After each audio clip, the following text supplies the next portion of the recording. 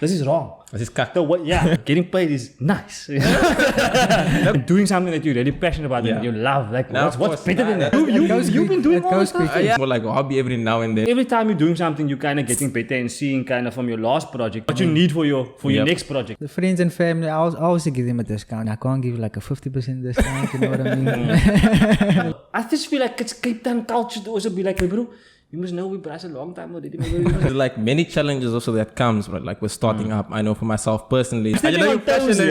I'm stepping on toes. I know you're passionate about it. I'm just here to get the tips on how to make money. Yes. And doing something that you're really passionate about and you love. Like what's better than that? This stuff ends friendships, bro. Oh, you're getting deeper. Keep that. That's friendship. You can have a dope camera, but when it comes to your editing, it needs to be on point. I came here to talk dirty. You know what I'm saying? Red with a cinema lens. Tell us more. I should be a good person, just in general, and share it. Salute, bro. You coming?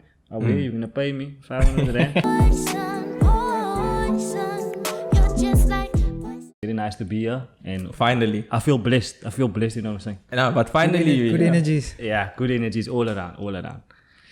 Jamie? I go by the name of Jamie Forbes, aka Forbes Visuals.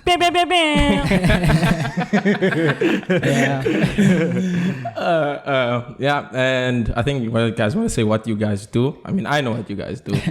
Okay, so we are both videographers. Okay, we're basically the guys behind the camera, not in front of the camera.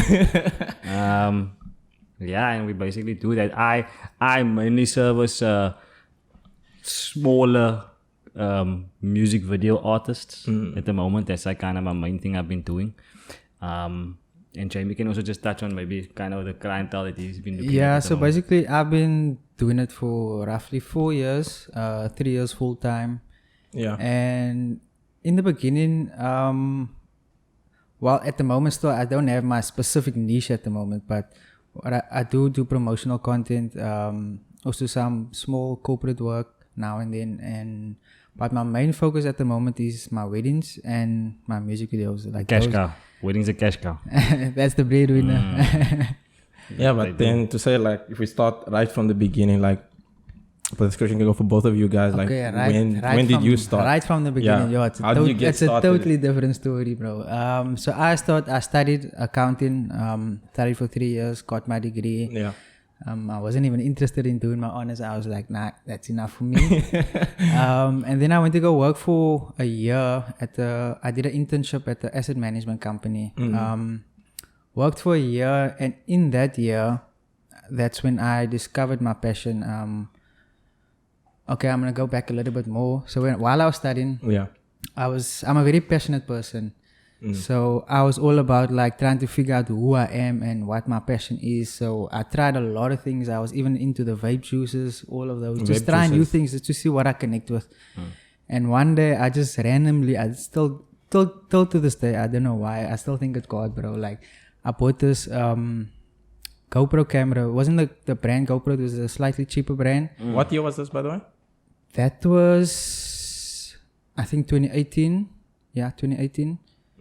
And that's when I discovered the passion, yes. 2018, yes. Bought the GoPro randomly, I don't know why, but ever since then, like, I've just been in love with the process of just creating films, and I worked. So after my studies, I worked for that year, and I got the opportunity to travel South Africa. Somebody posted that they were looking for a videographer. Yeah.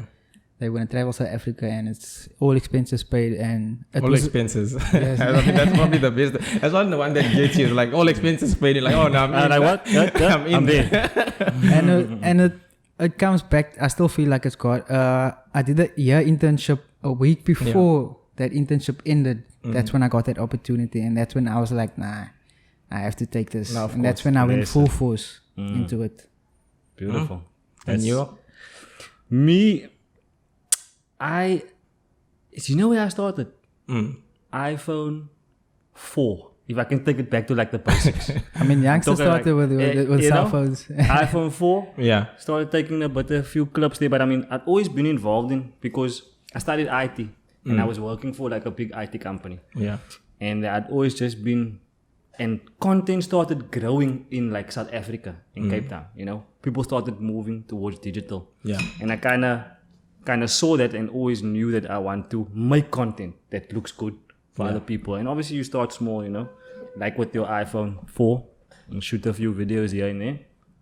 And I then eventually bought a camera, a Canon 700D. You started big then, huh? With a Nifty 50. Yo, like you went all out. You got the good lens and the 700D. Then I was like, yo, okay, now this iPhone 4 is not good anymore. You know what I'm saying? Like, I'm gonna start shooting. And the very first thing I did was these guys that stay in my area, they decided they wanted to be artists. This was like, this is easily 10 years ago. Yes. Right? Now, it's easily 10 years ago. 8 to 10 years. And I got the camera. I was like, okay, cool. I'm going to try and do this. Try and shoot it. That's the first project I ever did was a music video. Like officially. You know? And then I did it and I thought it was cool. And it's actually still out there right now. Somewhere. Remember Aspiring the name Kings, Misunderstood, where they all spoke about the fact that they like misunderstood people. You know, people are seeing them as artists and they're on the streets. Yeah. A lot of artists have that, that perspective. It's even Really? till now. Yeah, no, Is it absolutely. like an artist thing? It's like a comment. But You you have see, known since you did the music videos they're quite a saying lot. like kind of different things about themselves as artists, but then they expect not to be misunderstood, you know. But yeah, anyway. Before we dive into the whole artist situation. So yeah, I did that. That was the very first thing, and then I just eventually people started asking me to do things with them, and I did a lot of more free projects and doing photographs and stuff. And I also been involved in other projects where I was making content every single day in terms of videography, and that was allowing me to hone the craft, you know, to kind of get better. And I mean, every day, you guys know, you know, like you every time you're doing something, you're kind of getting better and seeing kind of from your last project what you need for your next project. You know, what you're gonna try and do, what kind of things, and to an unhealthy degree also. Yes, like where you don't sleep, you just keep it going. We'll cover that later on with all how it affects us all in terms of relationships and stuff. I eventually then kind of did my own thing. Started a small, just created a brand, Hybrid Creativity, and I did that with a friend of mine who was a designer. Oh yeah, by the way, Johan is Hybrid Creativity, right? I put it up, and Jamie is Forbes. Visuals. _visuals. Yeah. Ja, nee. Jamie's gevaarlijk, bro. Jamie's gevaarlijk, bro. I'm telling you. Like, they need to hire this guy. I mean, there is like many challenges also that comes, right? Like with starting up. I know for myself personally, it's like, who do you go to, or, you know, businesses do you go? Like for an introverted person like myself, it's difficult to then go to businesses or ask people, right? But then starting with Jamie again is, what were some of the challenges you faced, like when you started? So, as you mentioned in that, something came to mind which I spoke to you about earlier on, which was the BTS video that I created. When I started, all I wanted to see was what do they do behind the scenes. And these days, like the BTS videos is all like for promotional purposes. It's always like 1 minute video or but I wanted to see the detail. They're not actually diving in. We set this light at 45 degrees because we need to hit the subject on the side of, you know. It's all that details that you can learn just from film right, bruh. They help me so much. That's to a like show me kind of, you know, what that exact thing. To show me the behind the scenes. That's also what like I crave to see it. Like I want to know, man. How do they make it look so good? Yeah. You know? And that's the quickest way to learn, just to see what other people do. That's Absolutely. the quickest way. The thing is, it's difficult. I mean, there is a lot of free content that you can get out there now where you can just go to YouTube and kind of find out what it is.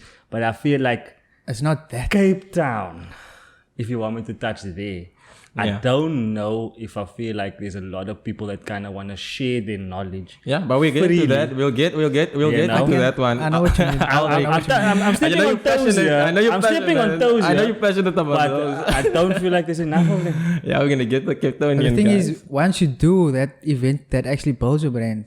Yeah. That actually builds your brand. Yeah, that's what I've noticed. But going back to what you're saying about the behind the scenes.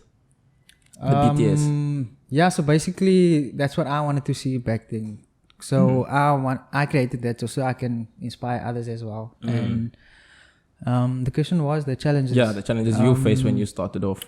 When I started off, I would say the main thing is just getting out of there. And the way I went out of there was basically free content. Like I made a Facebook post like, I'm willing to do free content, and that post blew up. Really? Yes, like everybody was just maybe do hitting that as well then. Yeah, for sure, bro. Businesses. Because that's the thing, like, you obviously, once you start, then you can't just go out there and charge clients. No, of course. It doesn't work that's that a way. different- Like, yeah. so I that's feel like you need to have a small little bit of a portfolio Yes. behind your name in Yes. order to kind of reach out to the next thing you want to do. Yeah. yes. You know, even if you kind of going there and you know you want to make product shots, you know, of this Nachi.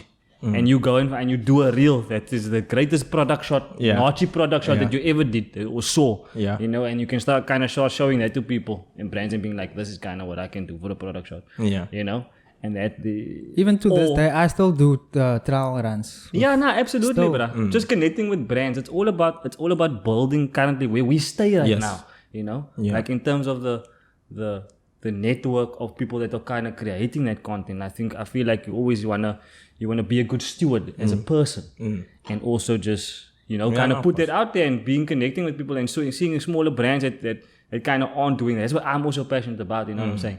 Helping that smaller cat to do it. However, most of the time you're obviously shooting yourself in the foot because you cannot be doing that forever. Yes. You know what I'm No, of saying? course. You kind of need to make it substantial for yourself in order to move forward to the next point of where it is that you want to be. 100%. And So I know Jamie knows exactly. yeah. So then, what was your challenges then? I feel like challenges were the people that I per se were involved with. They never had money in order to help me kind of proceed to the next step. You know, May I ask what type of clients that was? Well, it was just people starting new businesses. You know, somebody starts a new business or they have an idea or something, and I'm like, look, we can do all of these things, and they might not have the knowledge required in them actually starting these newer businesses, and they don't know essentially what it is that they want.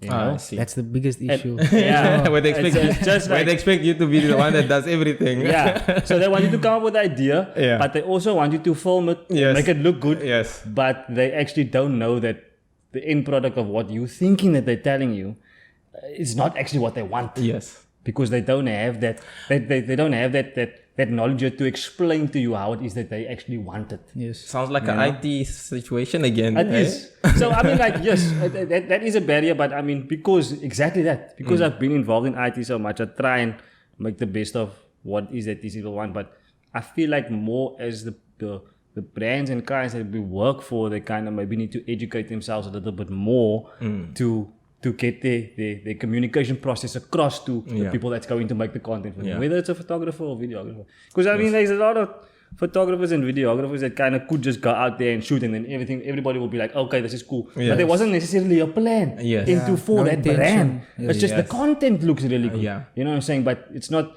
It's I wouldn't say devaluing that person or artist or brand or whatever. It would just, it's not exactly what it is that you want to do. You just had 10,000 rand to spend on that content now to get somebody to actually do it for you. Yeah. You know? I think it's kind of like a briefing issue. Like I feel like a lot of clients don't do that enough. Nah, like almost no client that I know has They just tell you come and shoot. has wanted to like Sit fill down. out the brief or sit down, Yes, have meet a about meeting. it, talk about Yes. it. They just kind of want to be like, you know what? No, man. You just do it. Yeah. And then, cool. You know, we'll see how it comes out. And then I'm still going to complain afterwards Was because about- you didn't actually do Yeah. it properly. Yes. How I actually wanted it, but Yeah, I think in terms of that, like a lot of people, I think that's one of the things we're going to get to is the misconception as well of what actually goes on when you're busy doing a shoot. There's a lot that goes on, and people just think is you grab a camera, you know, go to the view angle, shoot. Yeah, then lower down to the floor, you go, he's getting he's shots. fine, you know. He's on the floor. He's on the floor. You I see mean, that guy? up. Like, he's serious, you know, type of thing. But yeah, so I mean, like, now we can straight jump into that. But first I want to ask is, your first paid job, how was that for you? First? When you got paid for the first time for a job you did? Sure, what was my first job actually? Come on, you can't forget your first, no pun intended. I've done a lot of projects, bro. Like I probably have like 3 hard drives full. I mean, but crazy. one day, there must have been go that first? situation Yeah, no, where... you can go first. Let me just Yeah, think there about must have been that this. situation. Okay. Okay. My first paid job. like officially paid, I think I would have to take it to, because I mean, I got paid for a lot of things before, but I wasn't taking it that seriously. I think it's more, I went to work for the agency for the first time. Like I quit my job to work for an agency, right? Jeez. I didn't do well at the agency. Okay. So I didn't do well. So you like, quit your I was job, there for go like, there and you I was there still... for like 6 months, right? But then I was getting paid to make content. I was involved in like a lot of projects there. Coming off that and then not having anywhere to go and just running a thing on my page and saying, this is when it got really serious for me, when I'm like, I consider myself as, somebody who's going to get paid to you know what I'm saying? Yeah. To make the content. And I feel like after coming from that agency, then I put out an advert to kind of be like, look, I'm charging a 1 minute Instagram video. It's post. cheap. Yes. You know what I'm saying? Come do it. Yeah. And that's when I got like 60 clients in like 1 month. I'm just here to get tips on how to make money. Yeah. So that was like, then I started doing it and I was like, okay, cool. Like it's like kind of rolling all the time. Yeah. And I still have recurring of those clients coming back. Wow. That was the first time I kind of did it and I got it.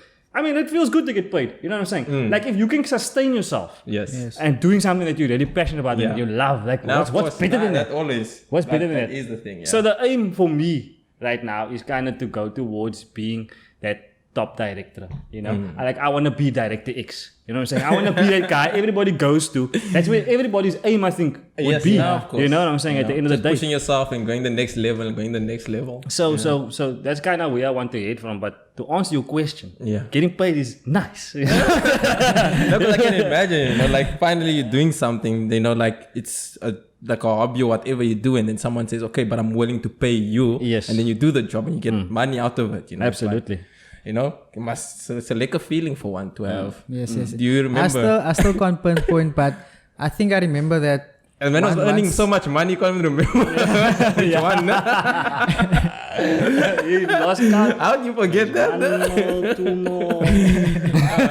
Anyway, go for it. So basically, when I started, it was all like just friends. Let me shoot something for you quick. Let me shoot something for you quick. And it was, I think, it was more like car shoots at the time and matric balls that I was doing. But it was cheap, probably like 300, 400, 500 at most at first. For how long? How long was the shoots normally? Like I wasn't even considering that. At that time, I didn't know how to price. I was just like one figure, boom. Yeah. I think that's interesting. Then I think Alrick, we had this conversation like where does one know how to price these things? How do you? How what is do the metric that you need for to people use? that just start? Are you taking? So this is how I kind of try to break it down. Yeah. Right. You look at the gear and the quality of your gear that you've now amassed over all this time. Yeah. And you'll be like, my gear can push out this type of content. It doesn't necessarily, sometimes, most of the time, matter what type of camera you have, but I feel like that's a good starting point into measuring the metric on what it is that you're actually going to charge people, right? Your gear. The more you upgrade in your gear, your price needs to go up. Because your maintenance of your, like, think of an ND filter, a variable ND filter. Yeah. That's going to cost 3K. It's literally just the disc that goes in the front of your lens. Yeah. You know what I'm saying? Like, those type of things, you want to get those things to make your content actually better. Yes. So, figuring out how you break your gear down, what your gear costs and what it costs to maintain your gear, that needs to be worked into your pricing. Your time. So, the best thing to do for me was to have it per hour, your rate. So you're right to go out and film. That's for you to carry all of your gear. Bring people with you to help you. Yeah. Like those type of figures, People often don't understand. Then there's more things where you can charge extra, Like, are you going to have props in your video? Do you want those types of things? Yes. You have to charge people for that. Otherwise, you're going to be losing out. There's admin behind that. Exactly. You're going to be losing out. If you're not going to be charging people on that, you're going to be losing out. And a lot of us are passionate about making the content which sometimes it doesn't matter if we're going to lose out on that. Of course, because we want to make the project. We want to make it look quiet. We want to make the project. And that is sometimes how we should have. And a lot of people, they kind of overlook it. Or maybe they're not actually looking at that when you're charging. Because you're just doing it with a good heart. Yes. You're coming across because you're passionate about making that actual content. That even happens to me where we can't blame them. You know what I'm saying? We can't. We literally can't, because you actually have to put it in writing down before to kind of be like, look at all these things. Here's the breakdown of things. And people kind of tend to complain about that. But it sounds over here, this man's already on a place where he's already reached that level and I've got all these things listed, like props, everything. Which newcomer's gonna come with all that? that comes back to one of the challenges that I also faced. Like I had no clue how to price my stuff. Yeah, that's a common one. Sure. Yes. But if I can give you some source, what I do is I charge. So I don't do a hourly rate. So I will charge hourly rate on filming. I'll have my editing cost. I will obviously transport. Transport? Yes. Wow. I was thinking that, but he's basically finishing off the rest of you what like, it is that you need to charge for. Level, like, you all out there, like with all the things. You're already to direct a film, you're already out. And then, like you said, with regards to equipment, what I figured was, we obviously maybe ask around, like you get a quote here and there just to see. Yes. But what I figured out was basically 5 to 10% of the value of the equipment per shoot. Okay. That's what I will do. That's interesting. Yeah. It makes sense, because you can use that figure like 10%, no? Of the value, the total value of all your gear. You need to hire it out 10 times, you get your money back. Exactly. Okay. But then also, people aren't looking at the fact that after every, 50 to 100 shoots, right? What type of jobs are you getting? 100 shoots? Well, it goes quick, man. You've been doing all this stuff. But for me, it's like so more like a hobby every now and then as well. But But you guys have taken it like your literal, My camera's a way to have the sensor cleaned every once in a while. That costs money. Yeah, I must do that as well. Exactly. That's part of your maintenance. I can go have my lenses cleaned and revamped, basically. Because taking a lens cover on and off, it scratches the tip of your lens and now you have a mark there in your footage. You're the only one that can see that footage. I know that one. That's one of the mark on that lens is there. that cloud. You're the only one that cloud on top there. But I mean, that's the difference between going from kind of amateur to pro. You know what I'm saying? Where you looking and quickly fixing those type of issues within your gear. Now people don't want to pay you for that, basically. I feel. But it has to be considered in terms of like your pricing and what it is that you're doing. It just makes more sense. So the question now would be is, so when you do that pricing, do you list all those things down and give it to the client? Yes, the client has to see all of that. Oh, you show them all. They must see, so that you can see that's you taking the effort to communicate with the client. Look at all these things that actually we need to consider in terms of this project. You know what I'm saying? So that they can understand us also as to why. Yeah. You see, unfortunately, we are not America yet. You know what I'm saying? Like, we are not at the point of, we're doing great. Yes. Like, I'm just talking about Cape Town in general. And from what I see, I might not know everything, but just from my perspective, because the views in this podcast are my own. You know what I'm saying? Sounds like one of those things. It's not financial advice. It's my. But they need to consider those types of things. And I feel like it's good to point them.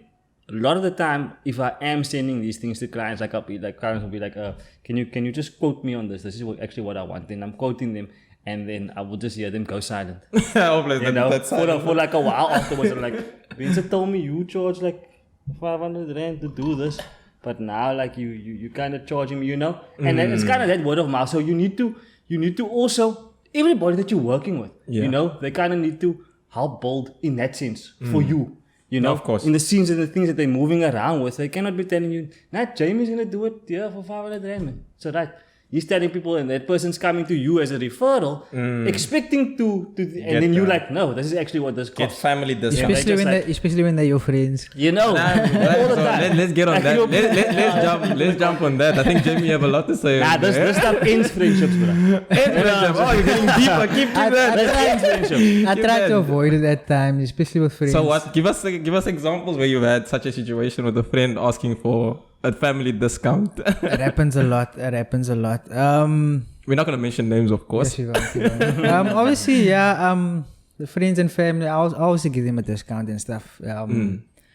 But I can't give like a 50% discount. You know what I mean? Like, there's a cap to it. Yeah, and I spoke to one of a friend of mine, and he said that he does photography, the wedding photography, and he said that when it comes to family, then it's like his passion also decreases because of the price. Like, doesn't he? He's not performing at his best. You guys face that? You just still continue on like? To tell the honest truth, most of the time, whenever I kind of am behind it, the odd times where I feel like, you know what, I'm doing this for nothing. So I don't have listening. You know, I don't want that to come across. Yes, of you know course. what I'm saying. But that's in the back of my mind, and also a lot of times I can see it when I'm doing it. They might not be able to see it at the end, but I can see when I'm editing that footage. You feel like you're not in. Especially with the project with low budgets, like exactly. I want obviously give it all my attention. You if I'm don't getting put in that exactly. amount, obviously. Quickly in, quickly out. Yes. If guys aren't willing to actually invest in themselves in that way, you know what I'm saying? Like, I'm not saying, be that guy who doesn't want to help the people, you know what I'm saying? No, but obviously I'm saying, you can see also when someone is, when they want to, when they try or they are limited as well, and but still they, putting it all out. Yes. Versus someone who's just that cheap and doesn't want to put in that investment in the video. I am guilty of that. Like sometimes I'll even go overtime with the editing just because I want it that way. Yeah. No, but that thing that comes to all of us, especially like it's your baby that you're editing. Come on, at the end of the day, it's your work that's going to be represented, right? And you're willing to go all out. Unless you don't put your tag on it. Yeah, then they're like, I hope you put my tag on the BTS, Jamie. I give you some BTS. You better have my tag somewhere. But yeah, so, and then what are like some of the misconceptions when it comes to shooting videos? I feel like people, I think they kind of, in a sense, take for granted the process because they're looking at it like, okay, I have an iPhone 12, My mommy bought me one now on contract. Yeah. I'm going to go out and take I love how you put contract on there. I'm going to take nice photos now and I can do nice video and I can stitch this together and it's still good content. Yes. Because I'm still getting hits and views. Yes. You know what I'm saying? But they're not taking into consideration where, you're moving from kind of amateur point to then doing it properly. But you can see the differences in those of course, things. you can. The subtle ways of how it can look different and better, you know. But also, I just feel like it's Cape Town culture to also be like, hey bro, you must know we brass a long time already. Discount, you know? That's just how people are. Maybe like in the circles you are in, that's just it's culturally like that. You know what I'm saying? And I'm not saying it's a bad thing that we tend to be like that. It's just more like kind of break that cultural curse now. Yeah. You know, kind of cut out and give the guy that is doing the stuff, help him to be better. Yeah. In order to help you be better. You know? Kind of at the end of the day. So in terms of like someone saying that you can use any sort of camera to do your work. Well, you can. You know? Yes and no, I would say, yeah. Look, yes and no. yes. Let's give this one to Jamie. Like, definitely. Go for that, Jamie. So the reason why I would say no is because you can have a dope camera, but when it comes to your editing, it needs to be on point. It needs to be on point. So there needs to be that match of balancing between the two. Like I can even shoot with a cheap camera, but my editing can be on point. So that's my take on it. Yeah. For me, it obviously does play a role. Like, if example, if it's a 4K camera, of course. It does Especially play a role. nowadays with everyone with quality. You chilling here with the same arm and cycle like a 730. Yeah. Like, right? But that's already a good camera, by and the way. then you pick up a red dragon. Oh. You know what I'm saying? With a cinema lens. And you can then see this man is talking dirty on the show. I came here to talk dirty. You know what I'm saying? Red with a cinema lens. Tell us more. You can see the thing. But people also don't also realize that you're shooting now in 4K and 8K on that camera, which means your editing suite and your computer needs to be able to handle that. So, so in terms of changing your camera and to get to that point of doing it and having your back end to be able to handle that so that it makes your workflow easier as well. You know, in order for you to keep that content. I recently had to upgrade. Yeah, I was going to get to that. I saw you posted one of your posts. I wish I did it much earlier. Really? It makes everything easier. Everything is really especially the rendering I process. did a small thing. I upgraded to SSD from a normal hard drive.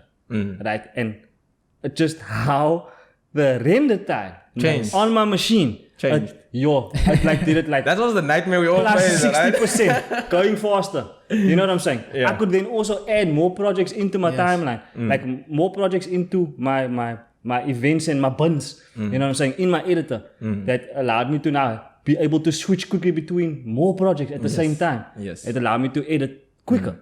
You know, so a small thing like that, but kind of expensive upgrade.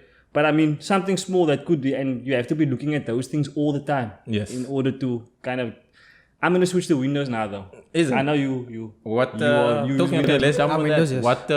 What did you upgrade to, by the way, spec wise? In terms of the Because I saw you got a new setup, right? The box, yes, it or was was it a the new old box? setup. Let me just think now. It's the My- IBM ThinkPad. No, I don't know. Over ThinkPad. It's a the AM. laptop. It's a AMD AMD processor, Ryzen. Yes, Ryzen 5. And the RAM and RAM thingies? was 32 gigs, and I think it's a 3060 graphics card. Yeah. And how that changed? Did that change your overall? Yeah, that was like the main expense on the graphics card. But worth it though, right?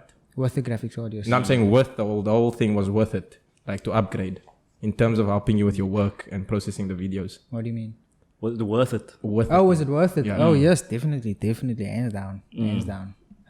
Can't look back. Can't look back. I feel like it's like this special thing. you I know? can appreciate my work more now as well. Absolutely. I feel you, bro. That small time, you know how exciting it is for me to just do even like the smallest upgrade.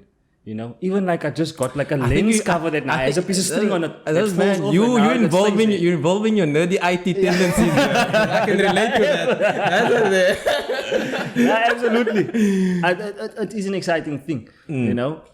I just feel like you always have to have that thing to kind of change your thing, your setup in terms of improving your gear all the time. Even your like- skill. yeah, Even your man. skill. Because at the end of the day, that helps you to actually even improve your skill. You see how much easier or how much more difficult things are when you also upgrading your gear and you know trying to get to that kind of level of quality of content that you see out there that people that are using those types of things are doing. Yes. You know, it's different ways to do it. I just wanna go back to your question with regards to the misconceptions.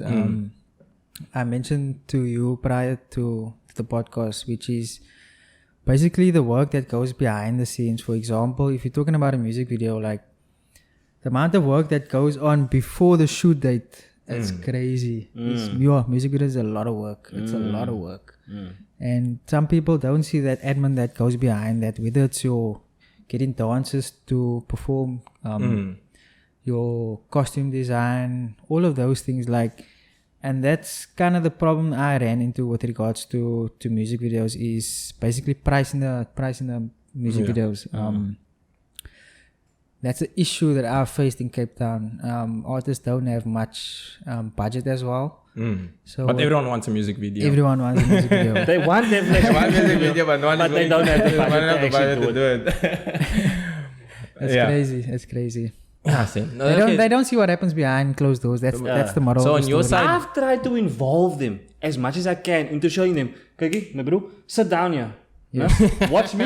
I'm gonna create all the documentation now. We're gonna go through this one. This by is the one. man I'm with a gonna lot show of you my process. frustration. I realize we've I'm been gonna in it show for you too my long. process now. And then they just kind of sitting there on their phone, not really kind of, because I can tell they're not interested. I Yeah. mean, it's not their thing. Yeah. You know what I'm saying? I'm just trying to sit there and learn the process that we're taking to actually make this look good. So you can appreciate it, you know. You know, that's why I want you to be there. Yeah. So a lot of the younger kind of artists that I do music videos for, it's a problem. The same problem. This exact same. Hopefully, after they watch this, they'll be like, it's him. No, we Nah, shouldn't they're do gonna this. be like, nah, you know, Now he's that- always now we complaining. saw him. They must always complaining. You never want to do this stuff. Just do it, bro.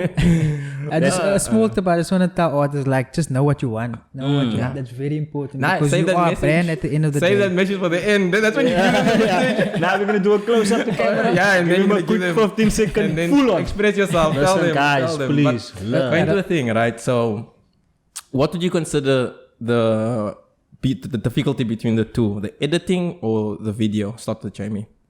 The video in terms The of shooting, the filming. yeah, the filming versus the editing. I find the filming easier, to be honest.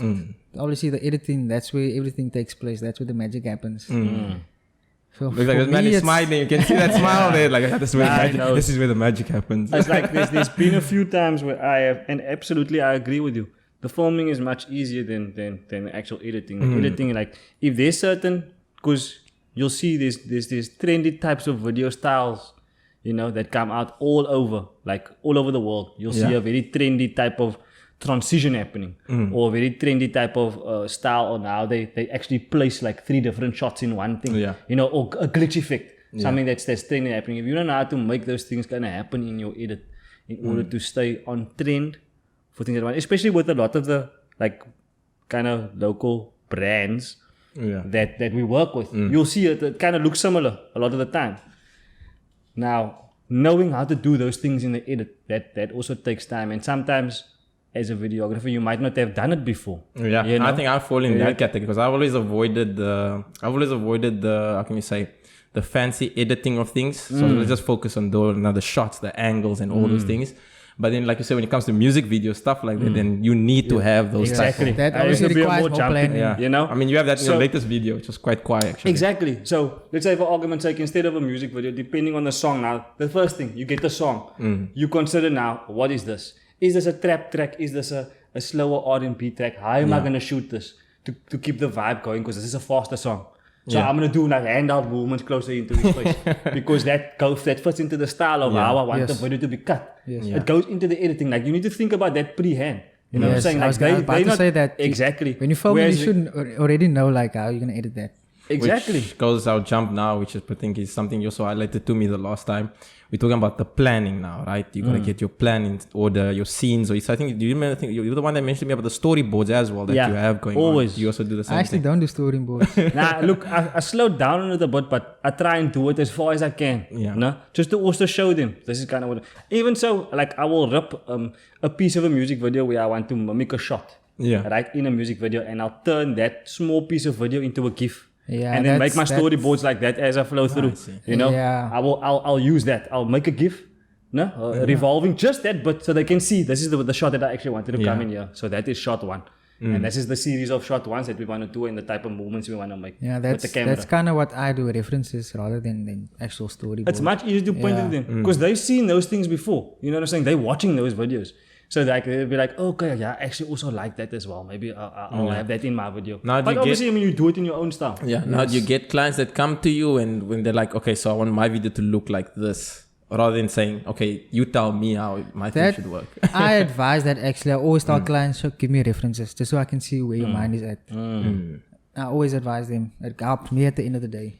Otherwise, you get that situation where you have to do all the work yourself. Yeah, absolutely. Okay, now let's jump to the worst and best projects that you've had. I think I kind of know it already. My Which worst one The was worst. Of course, it's always that. The worst one you never forget. That trauma sits with you. the worst one I had was obviously I can't mention the client now. This is probably still a client you have, I'm assuming. It was a Joburg. They flew us out to Joburg. We were shooting. Oh, they flew you guys out. Yeah. Yes. What was I about to say now? I shot billboards. It was a billboard company, a media company, and the shots in that were everything was simple. I mean, you shoot in a billboard. What can you do with a billboard? You can just get the shot. Yeah. And I explained to those people like, this is how I actually gave them like an example of how I'm gonna like structure it and things like that. I do the edit. They're not happy, and I think that's like one of the struggles that you can go through if you don't do the necessary planning. And the worst case scenario is the back and forth between a client. Really? Back and forth. Then there needs to be a cap to that, I would say, because otherwise it's just gonna be. If you're in that situation, best thing I can do is just give the client what they want and move on. Yeah. But you didn't finish your story. You're like keeping us hanging here. Like, what happened? What was That was basically it. was it the back and forth that was? Yeah, the back and forth. That was the issue. That was the issue, and then it comes back to not knowing what you want as a brand at the end of the day. Alrick? Yeah, nah, bro. I mean, in this thing, unfortunately, we have to make mistakes in order to progress. Yes. Of course. You know, and we're gonna have those bits where we're making mistakes. We're not looking at things in and this is also what people don't understand. Like you especially if people are kind of putting money into wanting to make that content, they're expecting you to now come back and give you that specific product that they now asked for. You know what I'm saying? I feel like the worst project that I've been involved on, or any of the worst projects that I've been involved on, is when I never got that right. Just like Jamie, I never put in the time to actually think about what it is that I wanted to do. And at the end of the day, I then failed on delivering that to the client, and that created that thing where it's like, you know, oh, they're sending it back 5 times in a row. No, we don't like that cut. No, we don't like that cut. You know, and that is probably the most frustrating thing. And then people at the end of the day, you have to be very careful, because you are being considered as the person that's doing this, which means they're not going to refer you to somebody else to do that for them if they're experiencing that from you. You know, I've made mistakes where I've made people wait too long for things because I've taken on too much. You know, that is also a mistake I make a lot. Yes. I take on different size projects, and I kind of try and do everything at the same time, and not balancing for life, for sleep, relationship, for relationship, for family, for everything else. You know what I'm saying? I feel like those projects that I've been involved in, where those types of things have happened, those have been kind of the worst of projects. So in a sense, I think it's just some advice to stay away from not doing that. Now, of course, taking on too many projects is always a problem. You always have to. That's why calendar, bro. Like I got into this mode of just kind of being like calendar. Every step of it gets diarized. Hire assistants while you're at it. To do that. And the best project? The best project I've been involved on in terms of everything that I've done, I would say there's one project that I enjoyed where I got to shoot like a mini documentary for this girl. She got selected for South African netball team, and she was trying to raise money, and these people came on board, and they basically gave her the funds she needed to go on tour with like this netball thing. So I did like a small mini documentary on it, which was cool. I like doing like those type of things. Not to say it was the best shot footage, it was just a project storyline. That's now those type of I don't get those enough. I don't get those type of projects enough. I love those projects, bro. Storyline. That's my favorite. I always say, when it comes to business, cash is king. When it comes to videography, storyline is king. That's a nugget I can give for you guys. Yeah, it's a good one. I'm taking it as well. And you, Jamie, best project? Best project. I would say it's a balance between 3. Obviously, you were at the one. Yes, the last one. Have you seen the music video?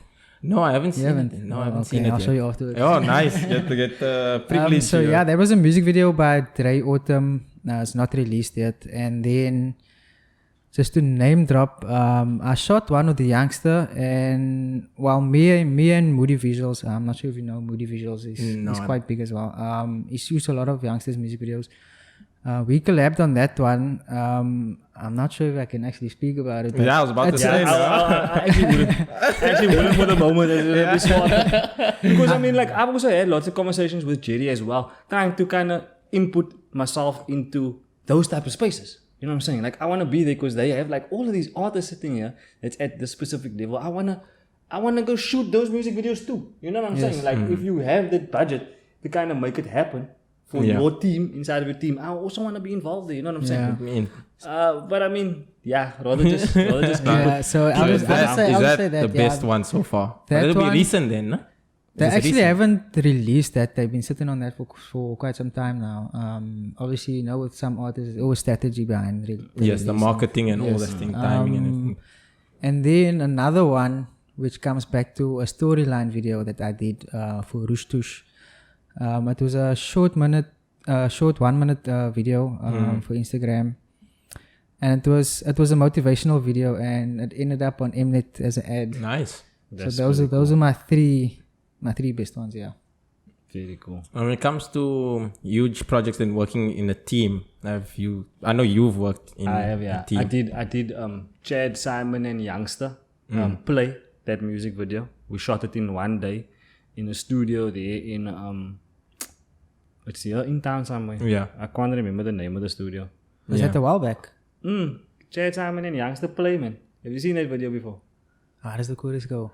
You're nice. We'll think about it afterwards. After the show, you'll see. But I mean, like, I was on set there as like 2 second assistant camera and like light rigger and best boy grip.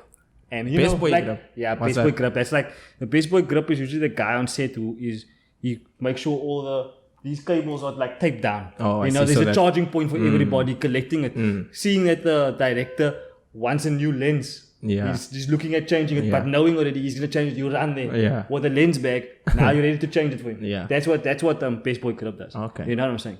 If you the grip, you always have like it's small important things that help the production Speed up go. the production and make everything smooth. You know, so that is me. I consider that like quite like I take pride in a job like that. Yes. You know what I'm saying? To do that because I know how much Because it you know helps exactly. the whole production No, of on, course. like, Of on that course. scale. Like you guys will know, working as a single entity, sometimes it becomes difficult. Just the carrying of your gear alone. Oh, yeah, Like, especially that- if you all alone. that. Bro, It's hectic. that is like, it's not fun, man. Getting someone to hit the record It's button. not fun. Yeah, exactly. and just doing it alone, having all of those like kind of helping hands and Yes. and also having the ability to then tell them on set, look, why don't we look at it from this perspective? But I was also about giving to you say, ideas yes, as well. yes. You know what Yeah. I'm saying? So contributing in that sense. So, but that to obviously do then those things. provided you a lot of growth though in the Yeah, no, video shooting absolutely. space. Because I kept on working with people. I have friends that are considered mentors also in terms of like they have big clientele. You know, they were shooting for top billing every week. You know, they were getting all these big music videos where there is a 25,000 rand budget to go and shoot a music video. Yeah. You know, learning from them like basics, but also just kind of seeing how they did in terms of their planning and stuff, and seeing how it goes on set. Most importantly, to kind of when you get to that level, you kind of know. As a director, you're gonna know how to direct everybody. Yeah. Learning that from them also. I must get you back know? to that, especially the mentor one. But I just want to hear So- from Jamie's side also in terms of working. If you working group projects, Mainly the music videos, yes, but not a lot that I've experienced. Yeah, just a handful, probably like 4 or 5, where I've actually worked with a team, and it has been beneficial. It has been beneficial. in what ways did that help you as well? Like you said, with regards to the setting of the scene, sometimes I might see something, but then again, someone that's assisting me might see something else which could be better than what I thought. So in that sense, yeah, it is beneficial. Sound like that director and the cinematographer, you know? Yes, Because like yes, hand in yes, hand yes, most in yes. that way. The director's like, the cinematographer's like, nah, Yeah. you know? Even Exactly that. Even like with working with Dre, like he had a whole vision with that music video. He actually directed it. Yes. And just having his direction and his input helped me so much. No, I was there. I saw, yes, you know, because now it's like you don't have to be too focused on trying to do Yes. that yourself. You know, Yes, yes. someone is handling that. You do what you came to do, which Yes. is take the shots. But now jumping to your favorite one, because I know you have a lot to say on this, is mentors. Right? What's your view on having a mentor, especially if you're starting out? I feel like it's really important, and depending on your mentality as well. You know, you have to have the mentality to be like, it's a good idea for me to get a mentor, Yeah. or go and do this internship, or you know, have somebody who is, I wouldn't say like kind of like an OG, but somebody who's been doing it for a while, Yeah. who has like a substantial portfolio, you know, that can kind of guide you to where it is that you want to be as a videographer.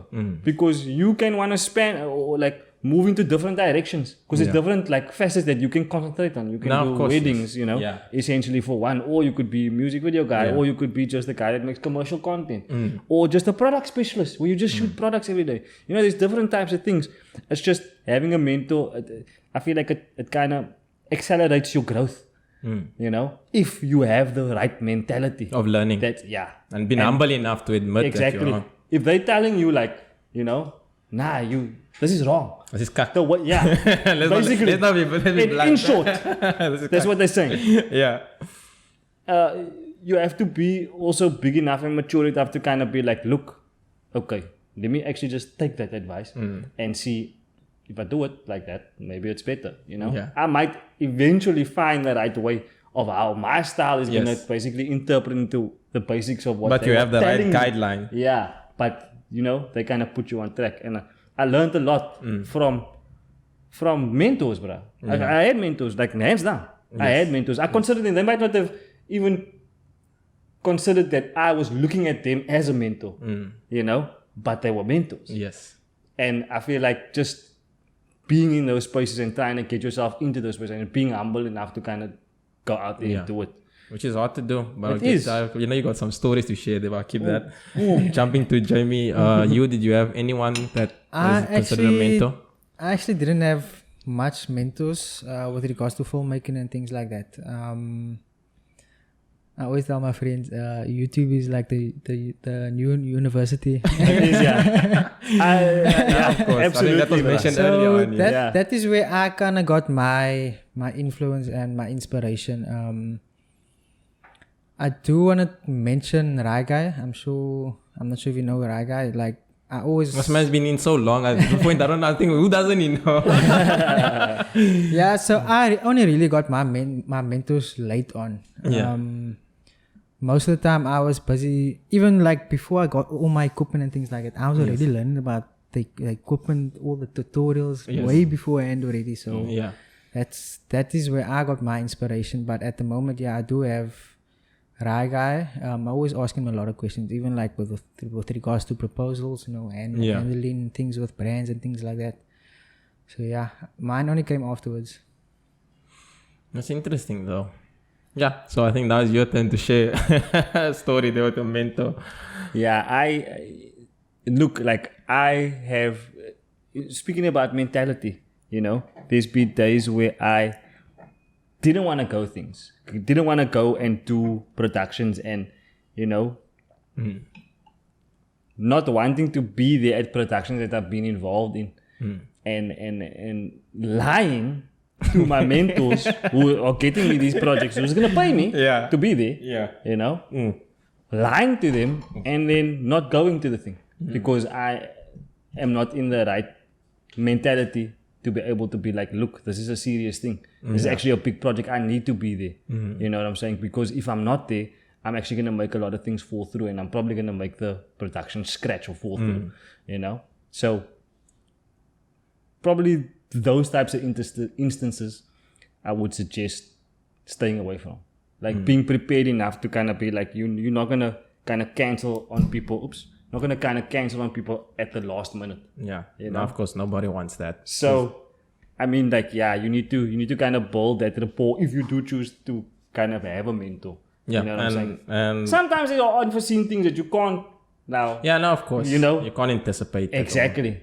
To go and do it. But I mean, just don't find yourself in that space because, it can blow up like it did for me where they find out and then they hate you. They hate you. You have to share that one then. They hate you forever. How did they find out? How did they find out? Did they found out because I felt bad. So I owned up. Oh, wow. No, that's an interesting one. So I mean, like, I just feel like kind of being in that mentality of not putting yourself in a position to have that thing where you have to do that. You know what I'm saying? And putting yourself into that kind of bad space. So, I mean, we learn, man. I mean, it doesn't hate me now. You know no, of course. I mean, you grow past it. But I mean, it's not like the end of the world, but it's just that moment. So look, at that time, it feels like the end of the world. I'll tell you that. I mean, when it's happening. I think we still need to just cover is the gear failing on you on set or something, right? But keep that. I know you got there. But I just want to jump to Jamie quickly. That has happened to me before. Yeah, but before on that one, I wanted to ask you is, so in terms of you guys bringing a project that you do and thinking like, okay, this is a quiet project, it's whatever, and then having someone tell you that it's cack. Have you been in that situation? Look, Jamie, I don't know if you want to... I'm more on the no side, really. I haven't really You see, Jamie shoots really good. Yeah, you can like all the time. Like, oh, no. Every time I give it, like, wow, Jamie. Me on the other hand, I've been in places where, I was like, they were like, nah, don't get this. Like, you can edit this how many times? This looks terrible. Now I'm looking at the thing and I'm thinking like, yo, this is still good, bruh. oh my goodness, but they're not seeing it how I'm seeing it. You know what I mean? Regardless of our shot, that they still don't like it. Yes. At the end of the day. How do you deal with that? Like, yeah, it's just subjective, man. How was that though? How did you take that? I took it. I took high offense. To tell you the honest Was there swear words behind the scenes? There were. I can imagine. There were big ones, you know.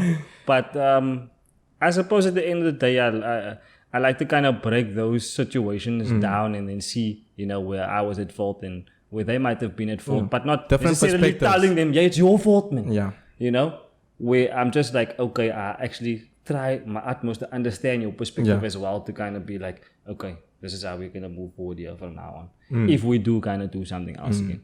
You know? No, but I think it's like with any field. I mean, if you do something and you feel, you know, it's lek or kwai, whatever, and then you present it and someone tells you it's not. Yeah, at the end of the day, it's also, we are creatives and we each have our own unique perspective on things. So whether it's right to someone else or something, it's whatever's right for you is right for you. No, of course. I mean, but we can still always agree there is something that you look and say it's kak. I mean, I have to be honest, Yeah. I know if you guys look at some of my work, you'll be like, nah, that's kak. But my excuse is I'm still beginning in this game. Yeah. So yeah, now we jump back to we were talking about before gear failing on you. I think you can go start this one, Alrick. Yeah, I've had like memory cards break, you know, like last scene. We're going to shoot the last scene. It's the only memory card we used. We filming it, the camera falls, the memory card breaks the memory card. Jeez. Everything that we just did now today is gone. Jeez. Because we can't access that memory card. You drop it. I dropped it, yeah. Yeah, you like doing that. I love my people say, I'm like, I don't. I was on set one day. I got the job to go on set one day, and I dropped the camera. I dropped a brand new Sony. I think it was the A7S2 that came out. That just came out, and they rented it. Ooh. And they had me put the camera onto the tripod. The gimbal, like a fluid head tripod, one of those fancy ones. And then I didn't put it on properly. Ooh. Then I walked past it and I knocked it off, and it made the camera. So you're the man who puts it and knocks it off. On top of that, but I mean, there's just these those instances where you. No man, you can't jump. Continue there. What? Look, there's been a lot of different things, bruh. You know, breaking lights on set, not being there on time or punctual. You know, that's always a big. Those are like mistakes that you can avoid. Yes, those are. I feel most of the time. Yeah, man. But I remember you had one with the people stole my hard drive already. You know what I'm saying? On set. Yeah, where I was busy with like people's weddings and like a lot of big. This was not on set. No, this is not. Nah. This is me in a personal capacity. Okay. I had my hard drive stolen out of my house.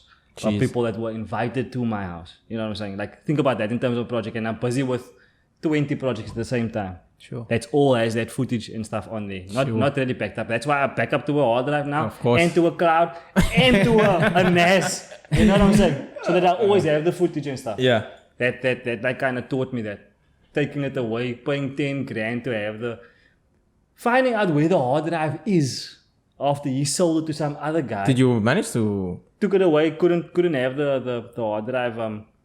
You know, when they try and recovery. Yeah. When they try and recover your data, pay 10 grand to try and recover it. Couldn't recover the data. Yeah. Lost it all. I had to give every single client's money back. Shit. Because I obviously couldn't come through to now doing their stuff for them. You know? So that was a pretty hard one. And it actually, at that point when that happened to me, I was like, I'm quitting. I'm never ever going to do this again. No, it's like a big downer if you think about it. You know? So, I mean, those types of things is things that can crash you, but they also, I feel like it just makes you strong at the end of the day. Now, of course, now you definitely know, like, it's backup, right? I mean, for just a simple example is when it comes to our phones and stuff, right? When your phone gets stolen, the first thing, it's not really about the phone, if we are being honest, right? It's what's in there, the content. Data is the important part. Is that what you cry over, right? And that now is like, even me, for my example, I just did a backup like a few days ago. It's like every month or so, it's like I need to back up everything. But then space-wise, though, when it comes to video, come on, we have been honest. Videos don't play. I mean, when I realized it was getting out of hand is when you realize even a 2 terabyte is not keeping up anymore. Exactly. You just like it's too much. Like that's another thing you consider in your pricing. You know what I'm saying? You storing everybody's data. You storing like I have a 2 terabyte Google Drive.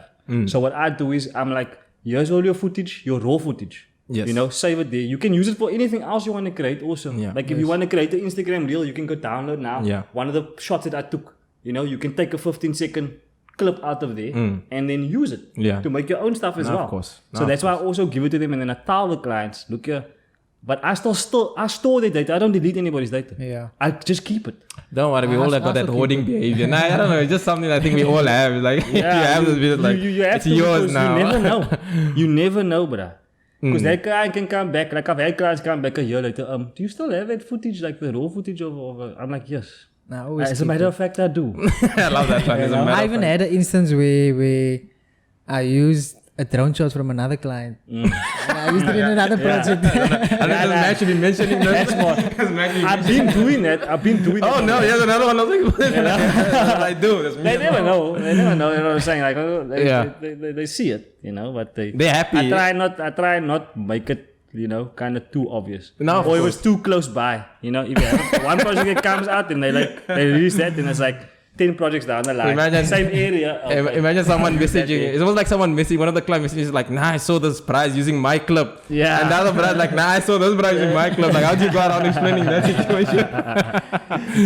But yeah, anyway, going back to Jamie, right? So what's like been calamities that have befallen you on set? There's only 2 that I can think of. I did a gig for Street Fever in Joburg. So the project was pictures and videos. And I don't usually do pictures. I was shooting on the 50, and for some reason I was taking the fast, the shots quite fast. Yeah. And for some reason I honestly don't know what was going It's on. unexplainable. Unsolved mysteries. Explain it. Yeah. Sometimes you can't explain it. What happened? I feel you. It didn't want to go on for some reason. The camera. Yeah. And it was actually switching on and off the whole time. On and off, on and off, on and off. It still happens to me now and then. I'm not sure if it's like a overheating problem, but I don't... Sound like this man has too many jobs, man. Yeah, the camera can't keep up. The camera's telling him, bro, you use me enough already. Nah, bro, let me rest. And then another one was, I'll never forget it, is... I had a wedding in Worcester and I'm based in the northern suburbs. I drove all the way to Worcester. Yeah. Just to find out I left my memory card. Beautiful. Like that. Yeah. Your girlfriend is laughing over there. Who do you send home at that time? Who hasn't forgotten his memory card? It was an hour and a half drive. And then what happened? I phoned the photographer. I'm like, yo, do you have an extra memory card? Oh, he's like, yes. The networking. Lifesaver. Otherwise, I had to drive all the way back and come back. And then come back, yeah. So I would advise, like, get 2 memory cards. Yeah. Just in case. Yeah. Yeah, see, that must goes back to, Alrick, what you're mentioning about the networking, man. Like knowing fellow photographers or videographers, you know, and then be like, I need assistant or whatever. I was involved in projects and people were like, you know, like the brand is spending 100,000 rand to make this advert. Yeah. You know, and because the director, his network was so wide with people that do it as well on the same scale as him. Yeah. He was able to pull out like rabbits out of hats on that day in terms of productions, because all the sound was failing. Jeez. We're shooting like a scene for a movie, a big movie, like an advert. Yeah. You know what I'm saying? There needs to be sound in this thing. Yeah. All the sound is not working. Everybody's sound, like they had like all the gear and stuff, it's not working. And they made it happen in like an hour, you know, to get new sound in there, to get new sound guys in there, people that came quickly, you know, and did it, do it like on a pro scale. Because to rent a sound guy on set now to do something, they get paid. Are they like the top? I'm telling you, Are they like the top dogs? Look, now? I don't know, no, but it's highly possible because a lot of people in the bigger productions, they consider the sound guys to be more important because of all those layers you're doing when you're doing your edit. Yes. When you're building that sound design as well, that plays a huge role in. And sometimes sound is actually more important in the video than anything else. Yeah, no. You know what I'm saying? You can even watch a video with just sound. Exactly. Yes. Nah. And it'll tell a story. Exactly. So people like the sound bits it's so important. But I mean, just having that network and just keeping it liquor with everybody, man. You know what I'm saying? Like in your thing and just kind of always having that one to pull it rapport. Yeah, because I know you mentioned the one also with maybe needing lights, calling a buddy up, he's got lights, brings instead of you actually spending all your money buying all these things when you've got a friend, you know. I mean, this is where the friends come in, and not when they want the videos done for free or something. Yeah, yeah, but you'll find a lot of these cats they kind of, I wouldn't say that they're not willing to share. I mean, I suppose it's more just a feeling from their side whether they feel like they want to, you know, kind of assist you or not. But I feel like it's also human. Like you have to kind of prove yourself to your friends then kind of in between in order to have the ability to do that, for them to trust you. No, of course. You know? Because giving out equipment is something, it's not something easy to do. I've never done it. Yeah, people requested, I'm like, nope. I have a problem. I borrow out things too much, bro. I would love I just do that. And I forget it sometimes. I forget about it. And I'm like, you know what? I had a 64 gig memory card here. Yeah. That I gave this man 4 months ago. It still hasn't been returned yet. You know what I'm saying? I'm going out to shoot today. I actually need that 64. But you don't have it. I don't have it. Yeah. You know? Yeah. It's like those types of things, man. In instances, I kind of shoot myself in the back foot, but I haven't been borrowing out my gear just because of that. Yeah, because I had to kind of be like, look, no, man. It is. Like, I can't do this all the time. I mean, that's part of the growth, you know. It's just how we are as well as human beings, right? It's like you get burnt once, get burnt twice, and after it's like, you know, it's like, okay, I don't want to get burnt anymore, you know. Even when it's like, for example, with the rental of equipment, like you just mentioned now, I've been in a situation where someone asks me for this, you give it, bring it back, it's broken, right? And then you're like, see, you know, okay, fine. Someone else asks you for something, now another thing also happens. Now you ask yourself, am I bad luck for giving these things over? Or is it, you know? And the third time, then you're like, no. You know, you just got to put that stance down and be like, nah, sorry, I can't bother. Especially if you did not know the person, you know, as close as well. What about you, Jamie, in terms of any situations where borrowing out stuff backfired on you? No, but another situation that could be similar is basically the second deposit of a client. I've had situations where I actually have a situation at the moment. There's current issues. Always going through this stuff. Obviously, you get your first deposit beforehand, and I have a good heart, so I kind of trust the client to pay me for that second deposit. But so the situation basically is she's pregnant at the moment, and I don't want to like be too much on her case. Like, so I think there's one or two moments where I've had that situation where I don't get the second deposit back, or it takes forever to get back. I mean, that always goes back to integrity of a person, you know. Like, I feel like also that nowadays is not there anymore. Like word of mouth. That's why we have all these things set up. Like, pay me first off, and then I'm thinking, rather than having that agreement, like you will pay me, you know, and I give you a thing, and you know. I actually don't have contract, which is bad. Yeah, but that's what I'm saying. That's like now we get to those stages. Like now, like for example, you know, you have to get to those type of levels where you have to do things like that. You know, exactly. Otherwise, people just screw you over. There's been too many times where I haven't like per se written down contracts, and it shot me in the foot because then it was like he said, she said. Yes, that's what I'm saying. Yes, and I just feel like my girlfriend tells me all the time. Yeah, bro. Contracts. They better sign here, and they're gonna say that they're gonna put 50. They're gonna pay you 50% on this day, and they're going to give the other 50% after you've done this thing. You know, so like follow the flow and cover yourself, protect yourself. Yeah, you know. Nah, I mean. But I mean, yeah. It's I mean, each to his own. I'm sure, like a lot of the other videographers that also work with smaller clientele, they probably don't do contracts. They probably don't do contracts. They just do like, you know, salute bro, you coming? Away, you're gonna pay me 500 rand. I'm gonna shoot this. I love how you tap. I love how you always tap in the kham side of things. Like away, bro. Just trying to make it as real as possible. Like this always when your bad things happens, always on these clientele stereotype.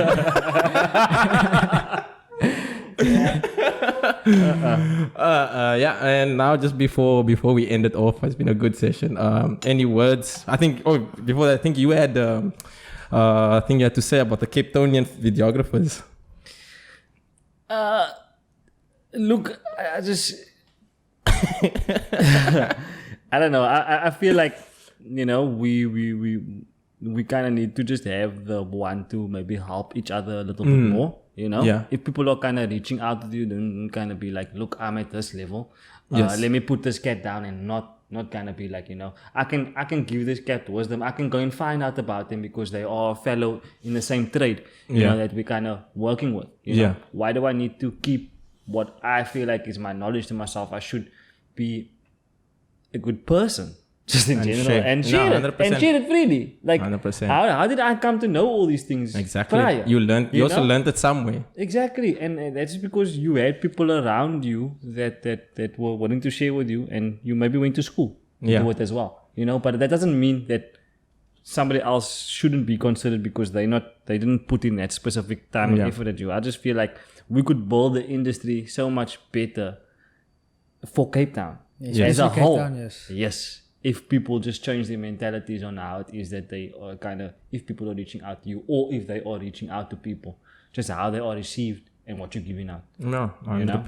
So 100%. So I feel like try and change the mentality, guys. like where does, I think, a counter argument would then be someone will bring up, right?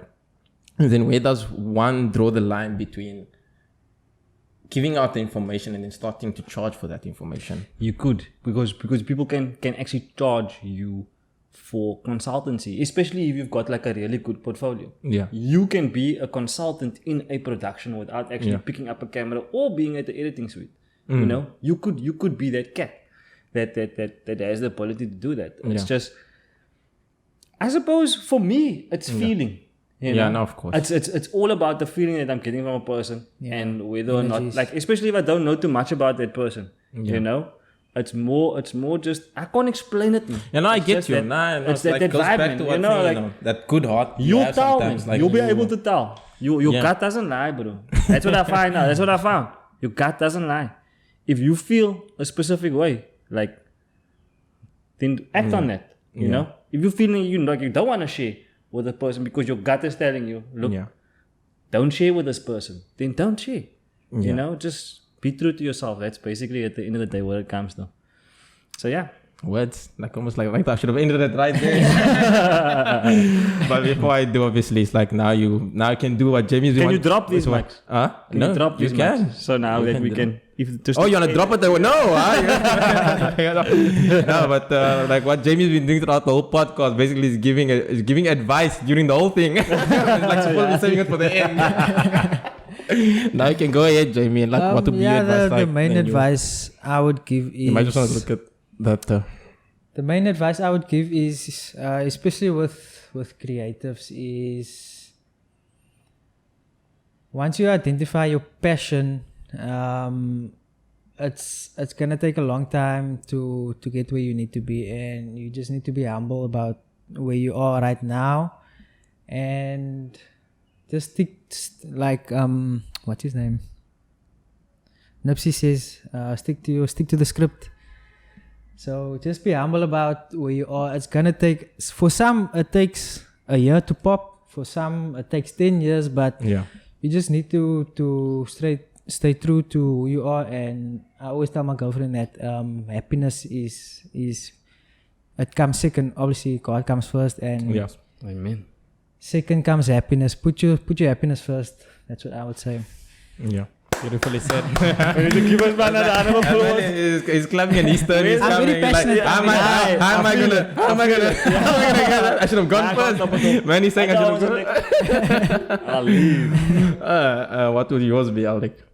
I would just be, you know, stay true to yourself and never give up. You know, like as much work as it is, and as frustrating as it can be at times, I would just say, never ever give up. Like, if you are passionate about that one thing, just keep on going until you get to that point where it is that you want to be. It's gonna pop somewhere. It's gonna pop somewhere. It's sweeter. It's much sweeter. Yeah, it must remind me of that. one picture where it's like two people digging. It's like really a different representation, and one stops just before it gets to the, you know, to the mind or to the end, and the one continues. Just like it was so close. You have to just stick it on something and just absolutely. But yeah, no, I think that brings us to the end of our podcast, and thank you guys for coming through and pulling through. It was lovely having you guys over. Thank you. And yeah, with that being said, guys, don't forget to subscribe, like, and comment, and give your opinions on what was said here today. And if you're a videographer, contact one of these guys. Alrick is ready to be a mentor to anyone out there. Free information. And with that being said, I'll see you guys on the next episode of the Cut Podcast. Cut.